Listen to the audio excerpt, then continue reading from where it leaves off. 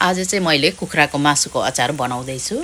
यसरी बनाएर राखेको कुखुराको मासुको अचार चाहिँ धेरै टाइमसम्म स्टोर गरेर राखेर खान सकिन्छ। यो चाहिँ बिग्रिँदैन, एकदम लङ टाइमसम्म रहन्छ। तर बनाउन चाहिँ अलिकति हल्का गाह्रो चाहिँ हुन्छ। मसलाहरूमा चाहिँ मैले यसरी धनिया, जिरा, सौंफ, अनि ठिमुर, अनि सुकमेल, ल्वाङ, त्यसपछि यो रातो खोर्सानी पनि राखेको छु। यो अदुवालाई चाहिँ मैले मजाले तासेर यसरी टुक्रा टुक्रा बनाएको छु। अनि यो लसुनलाई पनि यसरी छिलेर राम्रोसँगले राखेको छु। अनि मसलाहरू चाहिँ सबै त्यहीँ राखिदिएको छु, हेर्नु होला सबैले। त्यसपछि यो सबै मसलाहरूलाई, यो खोर्सानीलाई पनि मैले यसरी मसिनो ग्राइन्ड गरेको छु। लसुन र अदुवालाई चाहिँ हल्का हल्का खस्रो खस्रो खालको भयो भने चाहिँ एकदमै त्यो अचार खाँदाखेरि मिठो, के भन्छ, त्यो टोकिँदै खाइन्छ नि त। अदुवा र लसुनहरू टोक्दाखेरि चाहिँ एकदमै मिठो हुन्छ। अनि मैले मासु चाहिँ कुखुराको मासुलाई ठिक्क ठिक्कको पिस गरेर अदुवा होइन, नुन र बेसारमा यसरी मोलेर राखेको छु।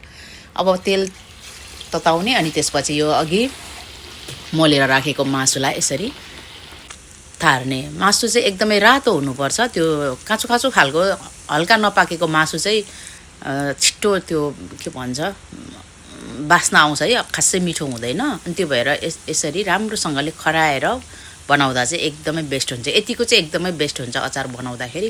म चाहिँ जहिले यसरी बनाउँछु। अनि बास्ना पनि त्यो बास पनि आउँदैन, अनि लङ टाइमसम्म रहन्छ।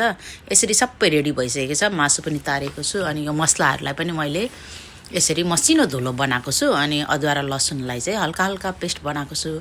अब चाहिँ त्यो अघि मासु तारेको यो तेललाई एकचोटि राम्ररी अर्को भाँडामा मैले यसलाई सफा गरेर राखेँ। त्यो मासु तारेको त्यो झिर्काहरू चाहिँ पर्नु हुँदैन। अनि यो सबैभन्दा पहिला चाहिँ मैले यहाँ अदुवालाई राखेँ। अदुवाबाट हल्का पानी आउने हुन्छ, त्यो भएर अदुवालाई चाहिँ सबैभन्दा पहिला यसरी तेलमा एकछिन फ्राई गर्ने। त्यसपछि अघि टुक्रा टुक्रा बनाएको मसिनो खस्रो खस्रो ग्राइन्ड गरेको लसुनलाई पनि राख्ने। अनि अदुवा र लसुनलाई एकछिनसम्म राम्रोसँगले पकाउँदै जानुपर्छ। यहाँबाट पानीहरू के भन्छ त्यो नआओस्, सुक्योस् भन्नको लागि है। अनि यसलाई चाहिँ फर्स्टमा यसरी राम्रोसँगले पकाउँदै जाने। अनि एकैछिनमा पकाइसकेपछि यो अदुवा र लसुन र तेल मात्रै हो। अनि यहाँबाट चाहिँ लगभग पानीहरू सबै सुकिसकेको छ। अनि त्यसपछि यो अघिको खोर्सानी राख्ने।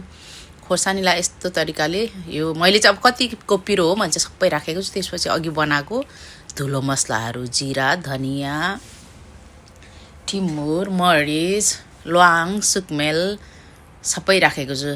अब चाहिँ एकदमै सानो हिट गरेर पकाउनुपर्छ। टाइम चाहिँ लगाएर बनायो भने एकदमै धेरै लङ टाइमसम्म रहन्छ। यो एकैछिनमा यसरी सानो